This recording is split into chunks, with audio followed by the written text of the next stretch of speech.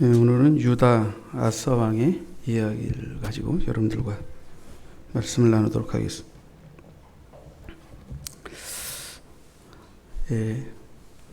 남북이 갈라지고 아사 왕은 그 북왕국 바아사 왕이 침략하기 위하여 그죠? 전쟁을 획책하면서 좀 뭐라 그럴까 신경이 거슬리게 한 거죠. 이제 아사 왕의 신경을.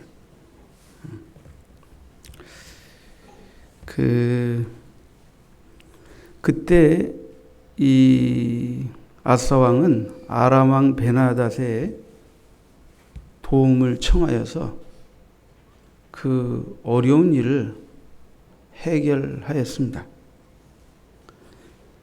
다시 말해 북왕국 왕이 이제 유다를 치려고 하니까 후미 쪽을 좀 치라는 거죠. 그러니까 유다를 공격하려고 했던 이스라엘 왕이 자기 나라를 지켜야 되니까 전쟁도 하지 못하고 도로 이제 철수하게 되는 그런 작전을 이제 구사한 거예요.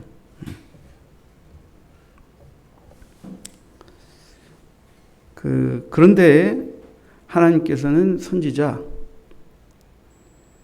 이 선지자를 보내셔서 이제 이 아사 왕의 처신에 대해서 책망하셨어요. 하나님의 선지자의 책망을 받은 아사 왕은 아주 그냥 화가 나가지고 뿔대로 왕창 냈어. 그래가지고 책망한 선지자를 옥에 가둬버리라고 그러고 또 선지자의 말이 옳다고 하는 자들을 핍박했던 거예요. 그런 스토리입니다. 오늘 본 내용이 약간 울린다. 자, 저는 오늘 뒤로 물러간 자 아사라는 제목으로 말씀을 드리길 원해요. 아사의 좀 연약한 부분을 말씀드렸지만 그렇다고 해서 아사 왕이 처음부터 이렇게 좀 영적으로 트릿한 왕은 아니었습니다. 아주 훌륭한 왕이었어요. 하나님을 기쁘시게 하고 하나님을 온전히 의뢰하고 하나님을 찾았던 왕이었어요. 근데 그의 왕의 마지막 뒷부분에서 그는 하나님을 온전히 의뢰하고 찾는 데에서 좀 실패했다. 그래서 말년이 좋지 않았다 하는 것을 말씀드립니다. 자, 역대하 16장 9절 말씀을 보시죠. 9절 말씀. 여호와의 눈은 온 땅을 두루 감찰하사 전심으로 자기에게 향하는 자들을 위하여 능력을 베푸시나니. 자, 이 선견자 하나니가 아사 왕을 찾아 책망하면서 권면한 말이에요. 여호와의 눈은 온 땅을 두루 감찰하는. 그래서 전심으로 자기에게 향하는 자들을 위하여 능력을 베푸신다. 조금 더 울린다.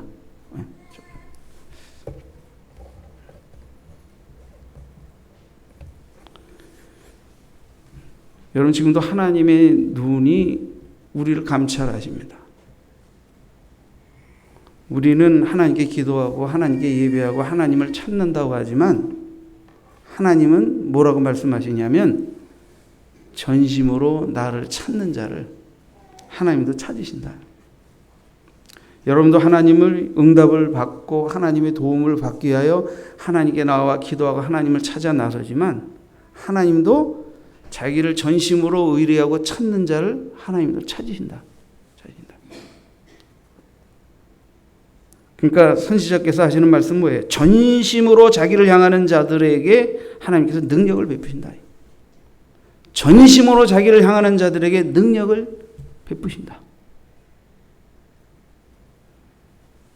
근데 왕이 망령 때에 행했다라고 책망한 거예요. 망령 때에 행했다.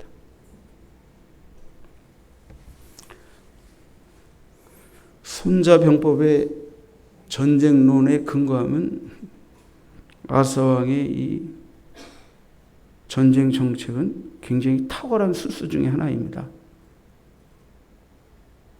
하나님은 기뻐하지 않으셨어요.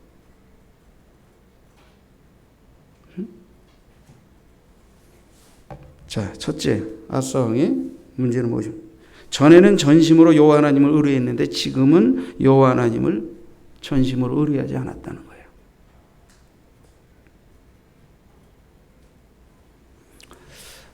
지금 이 본문은 어떤 상황이냐면 아사 왕이 하나님을 아주 온전히 의뢰하면서 하나님을 기쁘시게 하고 또 성공적으로 훌륭한 왕으로서 나라도 잘 지키고 영적으로도 바로 세우고 잘 나가는 어떤 정점에서 약간 방심하면서 삐딱선을 탄 그런 상황에서의 말씀이라는 것을 여러분들 이거 분위기를 생각해야 돼요.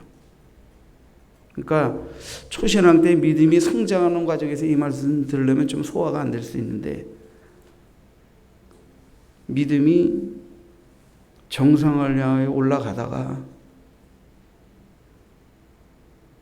나태해지고 방심하는 사이에 어떻게 영적으로 무너지고 추락할 수 있나 이런 측면에서 여러분들이 말씀을 좀 도전받으시면 좋겠어요.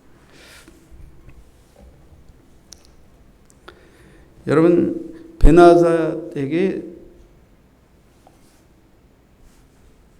베나닷에게 도움을 청한 일이 뭐가 문제냐 하는 거예요. 뭐가 문제냐.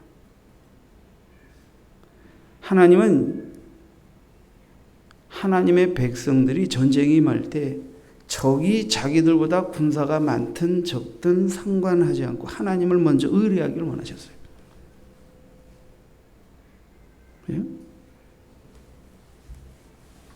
근데 그렇게 하나님을 의뢰하여 늘 승리했던 아사 왕.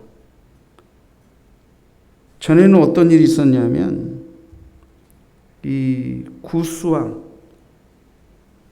세라가 100만 명의 군사와 300대의 병거를 거느리고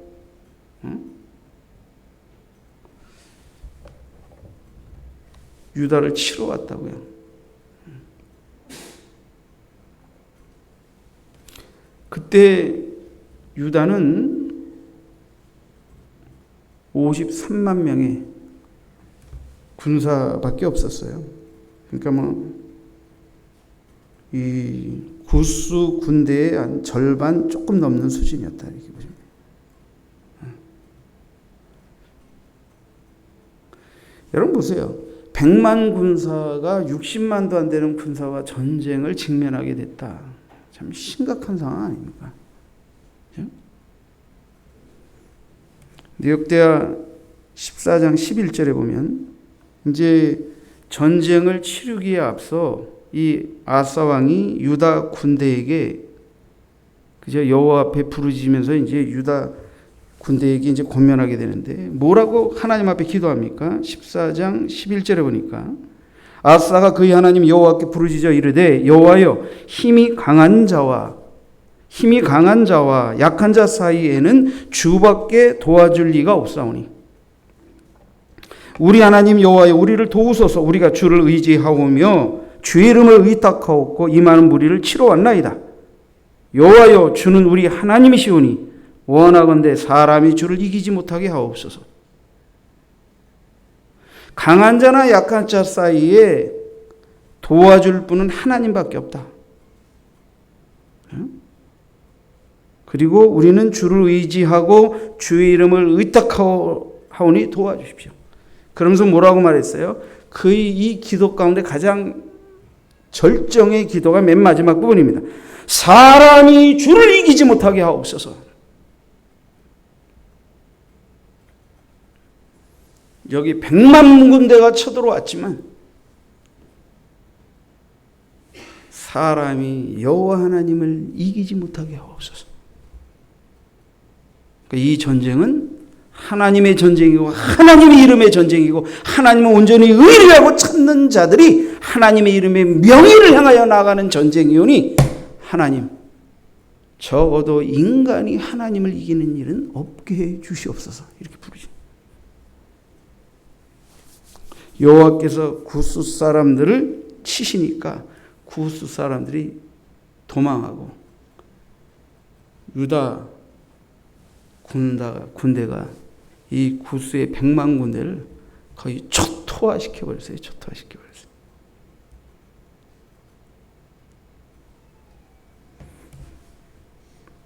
전에 그랬잖아요. 전에 이렇게 싸우던 아사 왕이에요. 유다 군대예요. 근데 어떻게 이 아사가 은근 폐물 뇌물을 보내가지고 아람 왕 베나다에게 우리가 평화조약을 선대조부터 맺었던 평화조약을 맺자. 그리고 이스라엘과 맺었던 언약을 깨고 그대로 치라.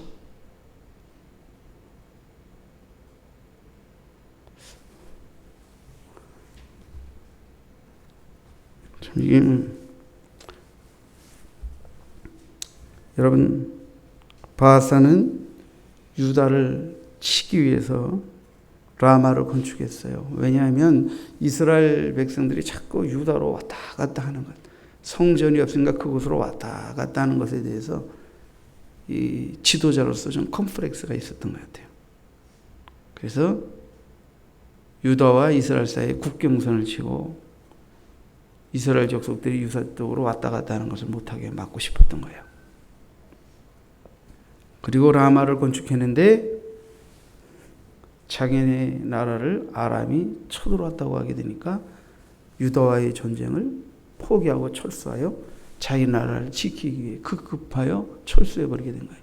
그러니까 아사 왕은 라마를 건축하던 그 건축자재를 다 뜯어다가 유다의 이제 다른 곳에다가 이 건축자재를 가지고 건축을 하고 그냥 전쟁하지 않고 끝난 그런 내용이에요. 오늘 보면. 여러분, 하나님은 선지자를 통하여 네가 아람 왕을 의지하고 그를 자기 편이 되게 하기 위해서 뇌물을 쓴 것은 정말 어리석은 짓이다. 이건 정말 하나님의 명예와 그 이름과 전쟁의 모든 승패가 여호와의 손에 나오는 것인데 너무너무 이건 아하스 왕, 하나님의 사람인 아하스 왕으로서 이건 잘못된 처신을 한 것이다. 책망을 했어요.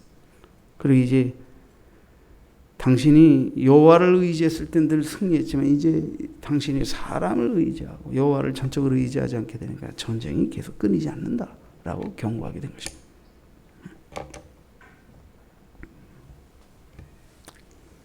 두 번째, 이 아사 왕은 전에는 선지자를 통한 하나님의 말씀에 전심으로 순종했었어요. 근데 지금은 선견자 하나님을 통한 책망의 말씀을 들었을 때 아주 극도로 화를 내게 됩니다. 극도로 화를 내게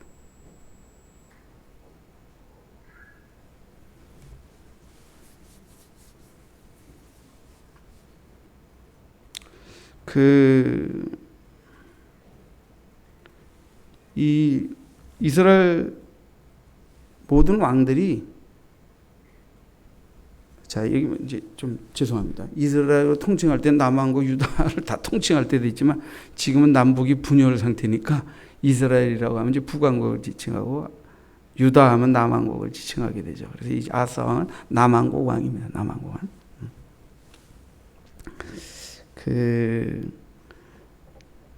여러분 이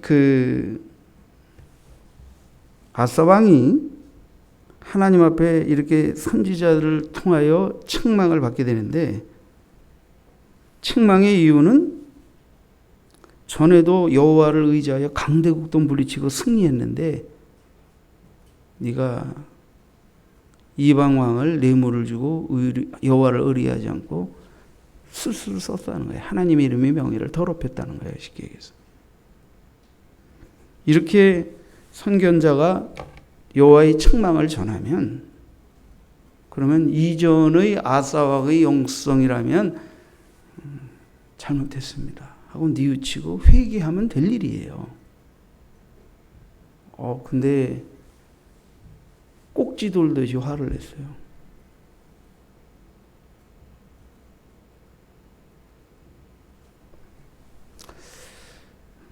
자, 여러분들에게 이렇게 묻고 싶습니다. 하나님의 종이 하나님의 말씀을 외칠 때 화가 나는 일이 있을 수 있습니다. 그동안 많이 있었습니다.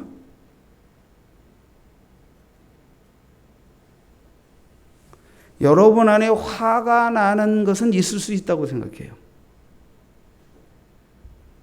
그러나 그 화를 하나님 앞에서 잘 처리할 줄 알아야 합니다.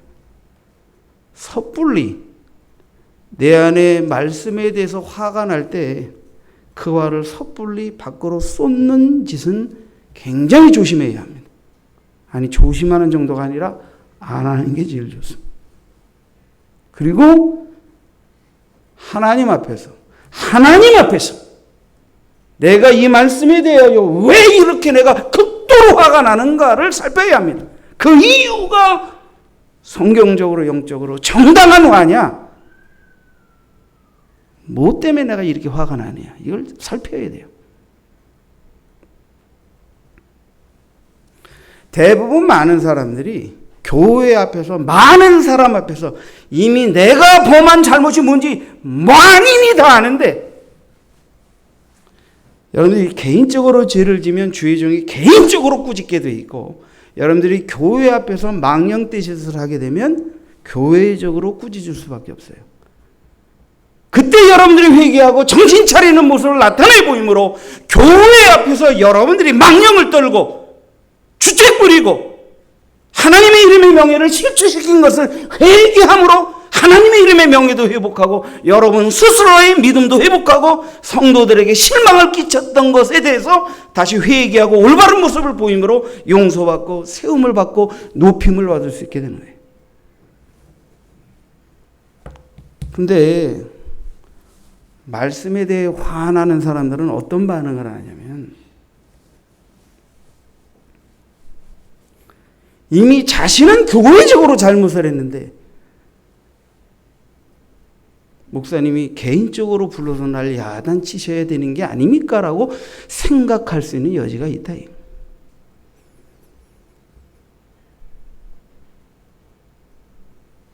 그러니까 뭘 먼저 생각하느냐 하면, 하나님의 이름의 명예와 교회 앞에서 내가 어떻게 서야 된다는 부분보다 사람들이 나를 어떻게 볼까 하는 자기 명예와 자기 자존심에 치중한단 말이에요. 사울이 그 짓을 하다 멸망한 거 아닙니까? 사울이. 하나님 앞에서 내 죄를 살펴야 되는데 백성들이 나를 어떻게 볼까? 그러니까 백성들 앞에 나를 높여서 좀 제사도 드려주고 회개하지 않은 거예요. 자기 죄가 먼저 보여지지 않은 거예요. 그러나 다윗은 백성 앞에서 죄를 무릅쓰고 회개한 줄 믿습니다. 하나님 앞에서 내 죄, 교회 앞에서 내 죄를 더 크게 보고 겸비할 줄 알아야지, 사람들 앞에서 나를 망신주고 뭐 이렇게 질책할, 여러분 목사님이 여러분을 그렇게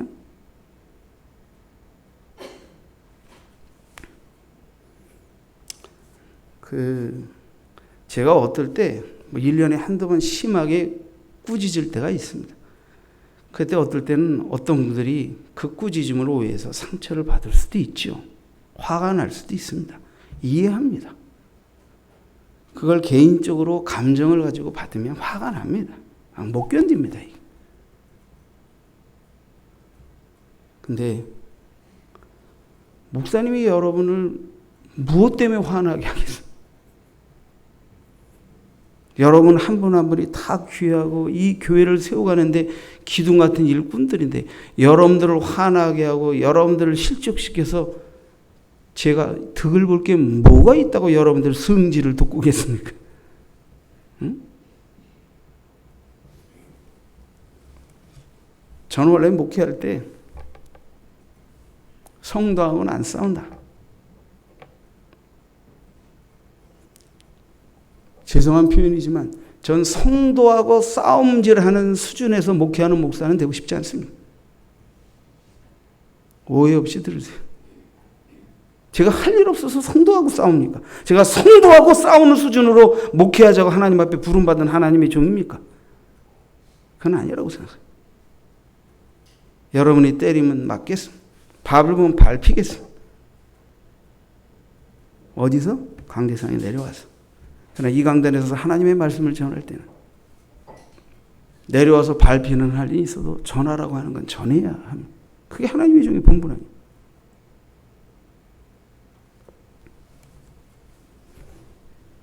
여러분, 하나님의 말씀이 나에게 분노를 일으킬 때 좀 참고 인내하면서 내가 왜 화가 나는가를 하나님 앞에 내어놓고 기도해 보시기 바랍니다. 그리고 그 화가 하나님 앞에서 정당한 것인지 아니면 내 개인적 감정과 화보다 하나님이 이 말씀으로 나를 책망하실 때 내가 하나님 앞에 가져야 할 태도가 무엇인지를 찾아서 그것을 먼저 응해드리는 것이 좋은 것인지 그걸 살필 줄 알아야 한다는 거예요. 살필 줄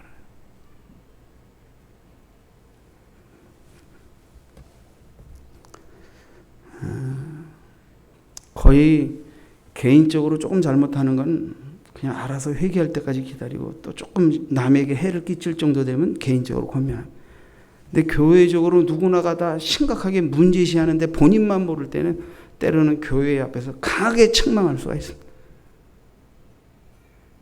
이때 그가 말씀 앞에 겸비하여 회개하면 온 교회 앞에서 실추된 하나님의 명예와 자신의 명예도 회복받는 은혜를 단숨에 입을 수도 있어요. 그래도 그렇게 안 받는데 그래도 목사님을 통해서 하나님이 심각하게 책망했는데도 자존심 꺾고 그래도 뉘우치고 겸비할 줄 아네. 다르네.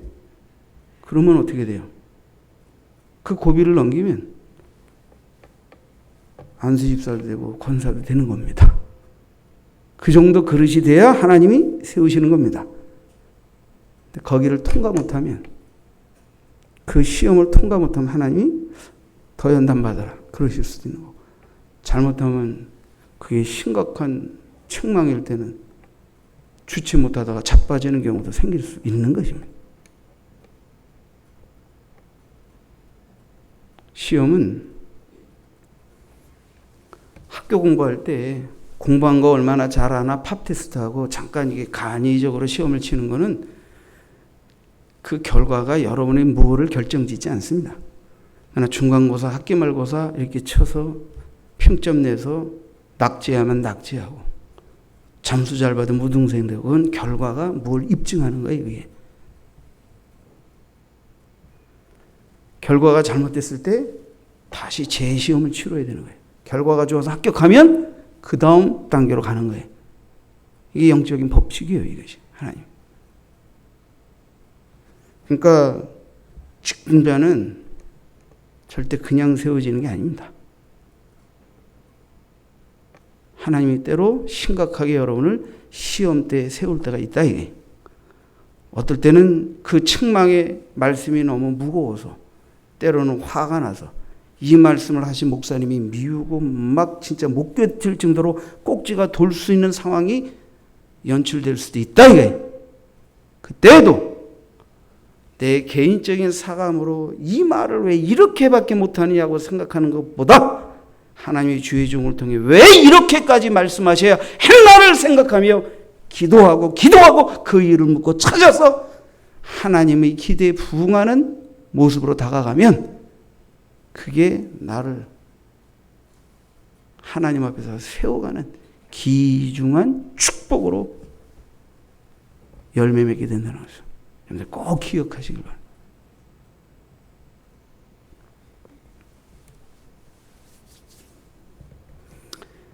아사는 화를 낸 정도가 아니고 그 선견자를 옥에 쳐넣어버렸어요. 그리고 선견자의 편에 서서 하나님의 말씀을 따라야 한다고 생각하는 일단의 무리들도 다 핍박했습니다.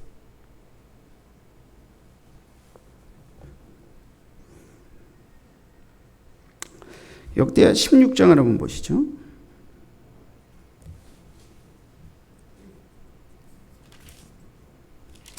이 아상 초기에 16장 8절 이하에 보면 정말 이 아사 왕이 하나님 앞에 괜찮게 잘했어요. 그래서 아사가 선지자 오뎃의 예언을 이제 듣게 되는데 하나님께서 오뎃이라는 선지자를 아사 왕에게 보내요. 그래가지고 몇 가지를 더 이제 권면하시죠.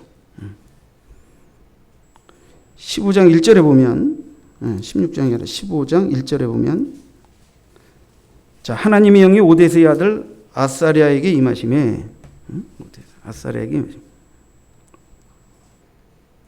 그가 나가서 아사를 맞아 이르되 아사와 및 유다와 베냐민이 무리들아 내 말을 들으라. 너희가 여호와와 함께하면 여호와께서 너희와 함께 하실지라. 너희가 만일 그를 찾으면 그가 너희와 만나게 되시려니와 너희가 만일 그를 버리면 그도 너를 버리시리라. 그러니까 오데스의 아들 아사랴를 하나님이 보내셔서 하시는 말씀이 네가 여호와와 함께하면 하나님도 너와 함께하고 여호와를 찾으면 하나님이 너희를 만나 주시고 그러나 만일 여호와를 너희가 버리면 여호와도 너희를 버리신다. 그런즉 너희는 강하게 하라. 너희 손이 약하지 않게 하라. 너희 행위에는 상급이 있음이라. 너희가 하나님을 찾고 하나님을 의뢰하고 하나님과 함께하며 그렇게 행하면 그 행동에 대해서 하나님이 상급을 주실 것이다. 그러니까 15장 8절에 아사가 이 말 곧 선지자 오뎃의 예언을 듣고 이제 오뎃의 아들 예언을 듣고 마음을 강하게 하여 가증한 물건들을 유다와 베냐민 온 땅에서 없애고 또 에브라임 산지에서 빼앗은 성읍들에도 없애고 또 여호와의 낭실 앞에 있는 여호와의 제단을 재건하고 이렇게 해가면서 15장 9절 하반절에 보면 이스라엘 사람들이 이스라엘 사람들, 그러니까 북왕국 이스라엘 사람들조차도 아사가 여호와와 함께함을, 그가 여호와와 함께하고 여호와께서도 그와 함께해 주시는 이러한 것들을 보고 아사에게로 돌아오는 자가 많았다. 이게. 그러니까 지금 북왕국 이스라엘 가운데도 아사 왕에게로 넘어오는 군사가 꽤 됐다. 이게. 그는 선지자를 통하여 하나님이 예언하실 때 그 말씀을 마음에 듣고 마음을 강하게 하여 지금까지와 마찬가지로 계속해서 여호와를 기쁘게 하시는 것이 무엇인지를 알아서 산당을 없애고 우상을 쳐 없애고 온 백성들이 여호와를 찾아 전심으로 의뢰하도록 하는 이런 신앙개혁 운동을 주도적으로 잘 했던 것입니다. 그리고 하나님의 아사 왕과 함께 한다는 것이 온 이스라엘에 퍼지게 되니까 북왕국의 군사들이 아사 왕에게로 넘어와서 나도 하나님을 섬기고 하나님의 축복 속에서 인도받는 아사 왕의 소아의 군사가 되어 살겠다고 막 넘어오는 역사가 있었단 말이에요. 전에는 아사 왕이 이렇게 하나님의 선지자를 통하여 권면할 때 잘 듣고 순종하고 더 복에 이르고 아사 왕이 하나님을 경외하고 하나님의 선지자를 통하여 하나님의 말씀하시는 것을 겸허하게 듣고 잘 따르는 모범을 통해서 백성들은 더 왕을 존경하고 그 왕의 신하가 되기를 원하여 북왕국에서도 막 군사들이 몰려오는 이런 역사가 있었던 것입니다. 그러니까 늘 나라에는 평안이 넘쳤던 거예요. 근데 이번에는 그가 실수했을 때 하나님께서 선지자들을 통하여 그의 실수에 대해 작은 책망을 보내셨는데 사람 인간이니까 실수할 수 있잖아요. 잘못할 수 있잖아요. 그럼 빨리 겸비하고 뉘우치면 되는데 선지자의 책망보다 화가 더 극도였어요. 하나님이 책망에 있으기보다 그 반응의 화가 더 컸어요. 그래서 그 말을 하는 선지자를 옥에다 가둬버렸어요. 그리고 그 백성들도 학대했어요. 자, 정말 이 아사는 하나님을 전적으로 의뢰하는 데서도 실패하고 하나님의 종의 책망의 음성 앞에 겸비하고 그 음성에 부응하는 회개와 겸손과 바로섬에 대해서도 반응하는데 그는 실패하고 말.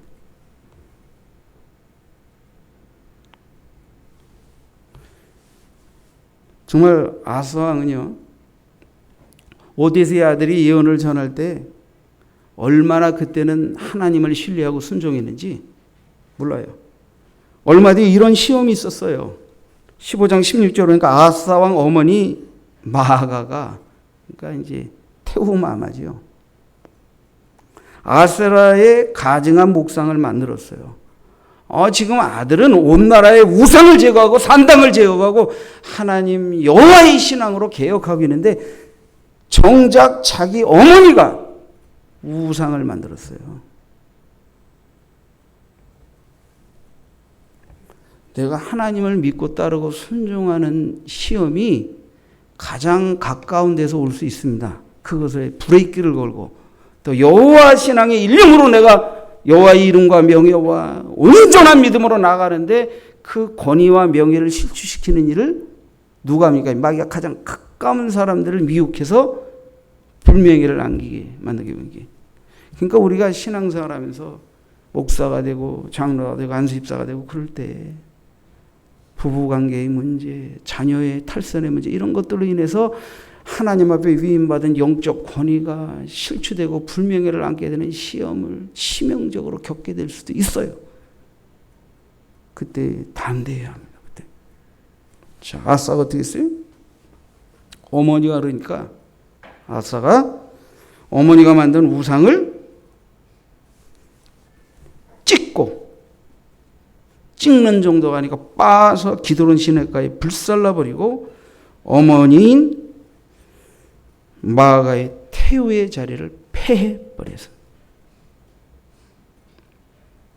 자기 어머니라 하더라도 하나님의 명령을 거스리고 우상을 섬긴 그 죄에 대한 책임을 묻고 태우의 위를 폐해버렸어요. 이 정도로 아사 왕은 하나님 앞에 자신도 나라도 가족도 다 온전히 세우려는 데 있어서 철저했던 사람이에요. 철저했던 사람.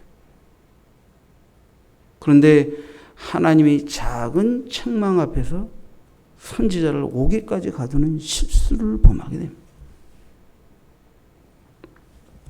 자, 세 번째. 그 아사 왕은 끝까지 하나님을 의리하지 않고 의원을 의리하다가 죽습니다. 자, 제위 39년에 아사 왕이 발에 중병이 됩니다. 그래서 2년 동안 앓게 되어 큰 고통을 당하는데 이게 잘 낫질 않아요. 근데 성경은 뭐라고 기록하면 아사 왕이 하나님을 찾지 않고 의원만 찾았다는 거예요. 그럼 병이 의원 고치는 자 아니냐? 맞습니다. 병을 의원이 고치죠. 그러나 하나님이 징계로 생겨진 병은 의원만 찾아서 해결되지 않습니다. 하나님이 매를 되어서 생겨진 병은 하나님 앞에 회개해야 낫습니다. 뭐 그런 게 있냐 하는 표정이신데 있어요. 그리고 여러분 평생에 그런 경우는 겪지 않게 되시길 바랍니다.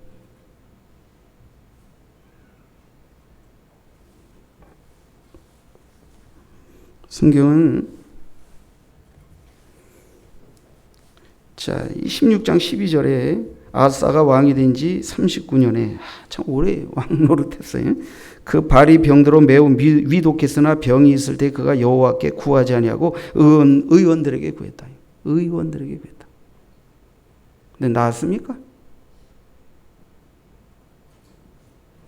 아플 때 의원들을 찾는 게 죄라는 의미가 아니에요. 여기서 이것 때문에 그럼 아프면 뭐 병원도 가지 말라 이 뜻도 아니에요. 그게 아니고 지금 아사 왕의 이 발의 병은 하나님의 매와 관련이 있는 것입니다. 그러면 하나님은 그것 때문에 다시 아사가 하나님을 찾기를 바랬단 말이에요. 하나님 앞에 회개하기를 원했단 말이에요. 하나님의 도움으로 치료해달라고 간구하기를 원했단 말이에요. 근데 아사는 끝까지 자존심을 부리고 고집을 부리고 의원을 문을 찾고 하나님을 찾지 않았던 거예요. 왜? 끝까지 이것은 하나님이 징계로 인한 병이 아니다라고 부인하고 싶었던 거예요. 내가 이렇게 병든 게 하나님의 진노 때문이다라는 걸 인정하고 싶지 않았던 거예요. 끝까지 고집을 부린 거예요. 그러다 죽었어요.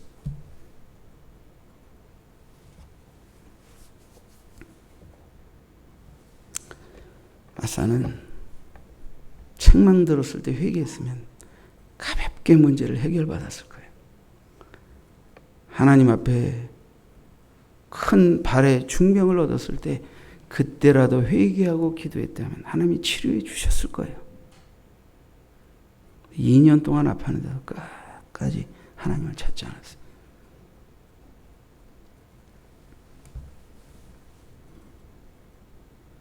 여러분, 선견자를 옥에 가뒀는데 옥에 가뒀다는 건 뭐 옥에 그냥 쳐넣는 게 아니죠. 그 발에 착고가 채워지지 않았겠습니까? 응? 내 말을 전한 선지자의 발에 네가 쇠사슬을 매냐?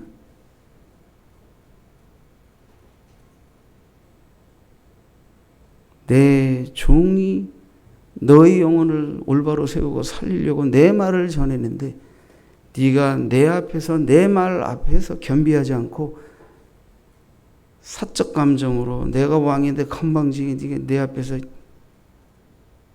개소리를 빠쌌냐 하면서 선지자를 옥에다 가둬버려. 그리고 하나님의 사람들을 핍박해. 그래. 성경에 선견자가 옥에 갇히고 쇠사슬이 발목에 매였지만 그것 때문에 병들어 죽었다는 말이 없어요. 오히려 그를 옥에 가두고 그 쇠사슬을 맨 그 왕의 발을 하나님 치셔서 중병이 들게 하신 거예요. 근데도 끝까지 선지자 앞에서 하나님 앞에서 끝까지 그 자존심을 꺾지 않고. 여러분, 우리가 신앙생활 하면서 하나님이 잘못했습니다. 목사님이 죄송합니다. 뭐 이게 그렇게 힘이 듭니까? 하나님 잘못했습니다. 목사님 심려를 끼쳐서 죄송합니다. 이 말하는 게 그렇게 힘들면 신앙생활 쉽지 않습니다. 이게 그렇게 힘들어요? 그게 내가 교회 앞에서 자존심 상하는 일이에요? 아니에요. 교회는 하나님 죄송합니다. 목사님 죄송합니다 할 때 그가 하나님의 교회에서 세워지는 거예요. 그게. 그렇게 한 사람들이 다 세워진 거예요.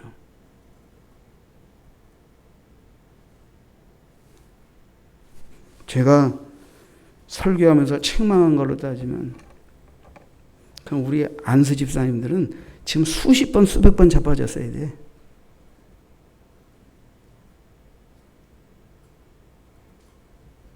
작은 한마디로 격동되고 화가 나는 분들이 있다면 그냥 우리 안수 집사님들 찾아가시기 바랍니다. 그리고 그동안 목사님이 설교 듣고 몇 번이나 격동됐나. 그럼 뭐 한두 번 가지고 그렇게 못 견디 하지 마세요.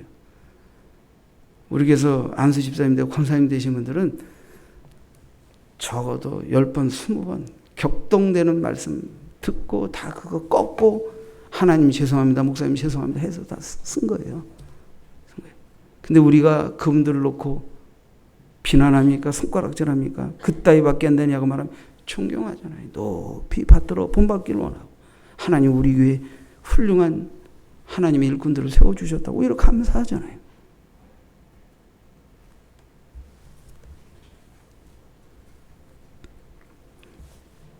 말씀을 맺겠습니다. 아사는 전심으로 하나님을 의뢰하는 믿음에서 후퇴했어요. 전심으로 하나님을 찾는 신앙에서 뒤로 물러가 버렸어요. 히브리서 10장 38절에 나의 의인은 믿음으로 말미암아 살리라. 또한 뒤로 물러가면 내 마음이 그를 기뻐하지 아니하리라 하셨느니라. 오직 의인은 믿음으로 말미암아 살리라. 믿음으로 사는 것입니다. 믿음으로 사는 것입니다. 뒤로 물러가면 하나님 기뻐하시지 않는 것입니다.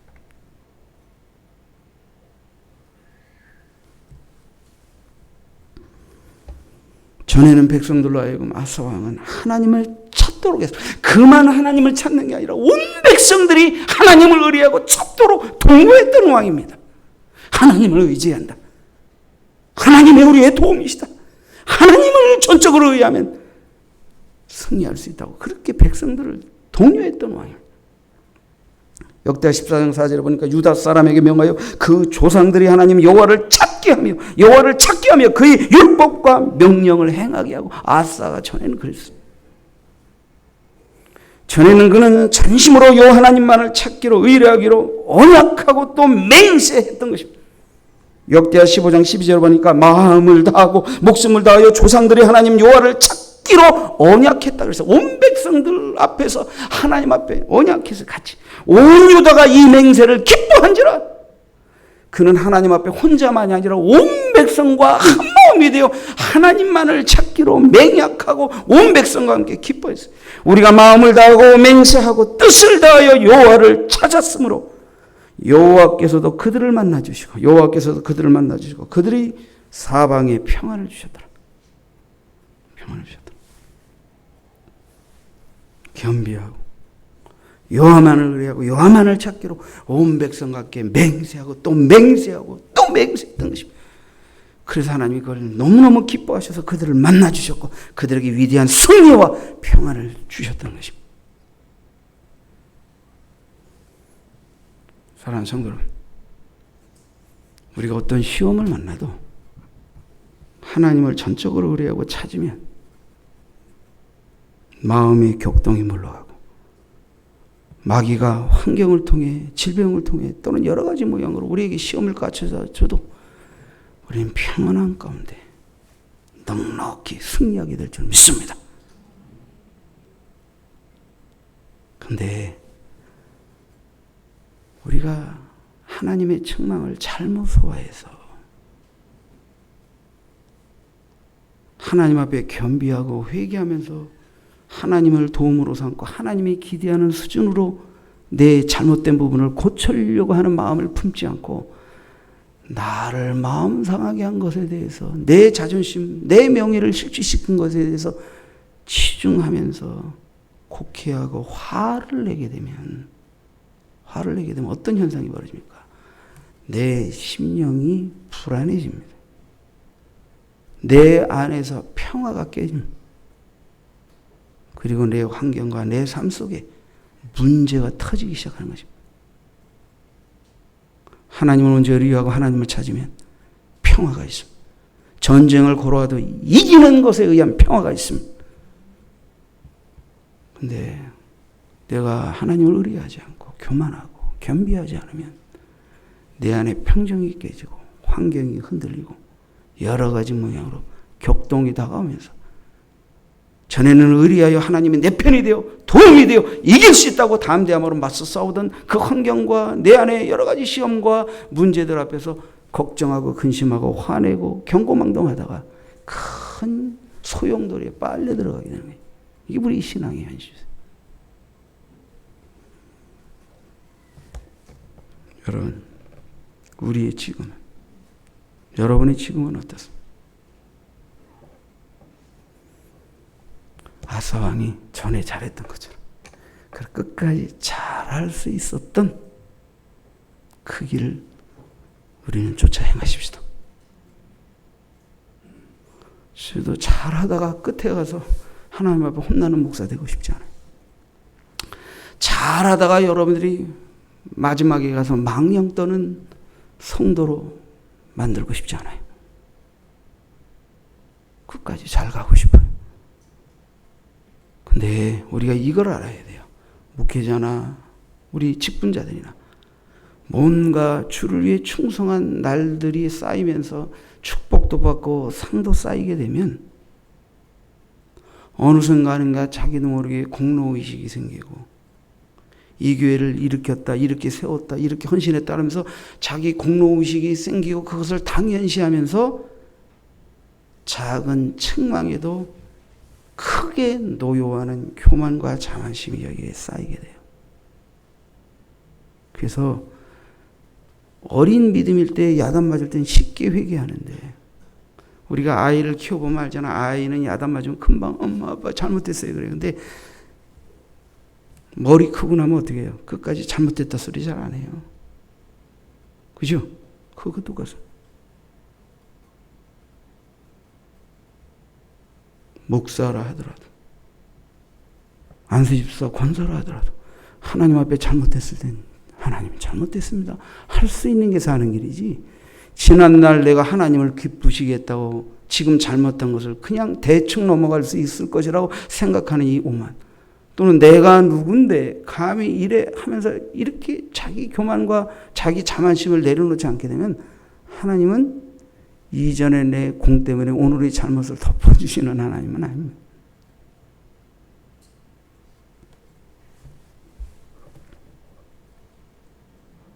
여러분, 하나님은 사전 기회를 많이 주신 거예요.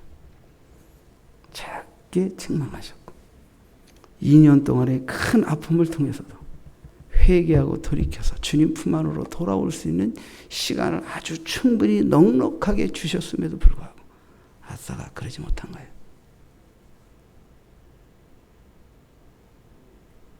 그렇다고 아사가 뭐 구원받지 못했다 이 말을 하려고 하는 건 아니에요.